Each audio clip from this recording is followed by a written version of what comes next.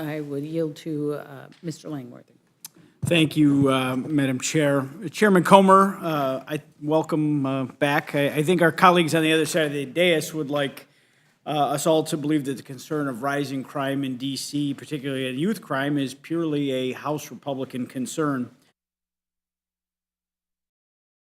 The crime issue and the larger issue of violent crime have we seen from residents here in the District of Columbia? The what? What sort of outrage have we seen from the public as a whole? We get calls constantly from, every meeting I have with residents from Washington, D.C., you know, a lot of people we meet with on a daily basis up here that are representing different advocacy groups, they live in Washington. And they're all concerned about the out-of-control crime. Our staffers are concerned about it. The parents of we all have young staffers here. They're all concerned about their safety and well-being because of the excessive out-of-control crime. And Representative Langworthy, I want to make a point. If you'll remember, when we went through HJ Resolution 26 in here, where we rescinded the Washington, D.C. soft-on-crime policy, we went through this same debate, the same talking points that the ranking member of the Oversight and the ranking member Rules Committee said.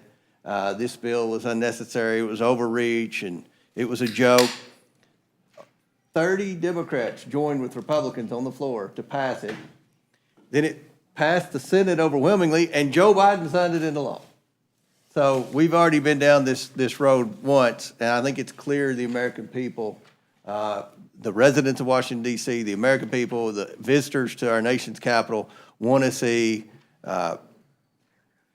this out-of-control crime in the nation's capital city dealt with, and that's what we're doing here with this bill. That's great. Thank you, Chairman Comer. Many of their Democratic colleagues, they like to distance themselves, or at least try to, from the defund the police movement. But wouldn't you agree that the current villainization of cops, the soaring rates of attrition, the uptick in violence against cops, and general demoralization are seen most acutely in cities and states run by Democrats? Absolutely. That goes to the point where Mr. Raskin was pointing out the crime statistics in Louisville. That would be very consistent. I agree 100%. Yeah, and wasn't this attrition, this demoralization, the villainization, and all-out assault on law enforcement officers essentially the objective of the defund the police movement that's been embraced by the far left? Absolutely. Thank you very much, Chairman Comer, and thank you for the work of the Oversight Committee on highlighting Washington, D.C.'s crime crisis and doing something about it. I'm proud to serve on the committee under your leadership. This administration and Democratic-dominated governments in Washington, D.C., New York City, and elsewhere have catered to this movement to defund the police, which has translated to terrible rates of attrition, demoralization, and numerous assaults and murders of law enforcement officers.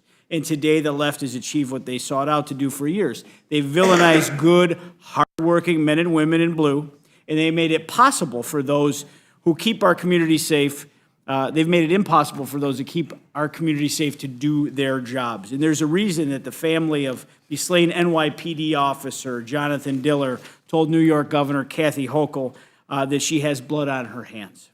The American people know who is responsible for the destructive pro-criminal policies that have left our streets less safe, our law enforcement officers without the backing that they need to do their jobs. So thank you very much, Chairman Comer, for being here today. And with that, Madam Chair, I yield back. Thank you. And I would yield to our colleague from South Carolina, Mr. Norman. I just want to thank the panel.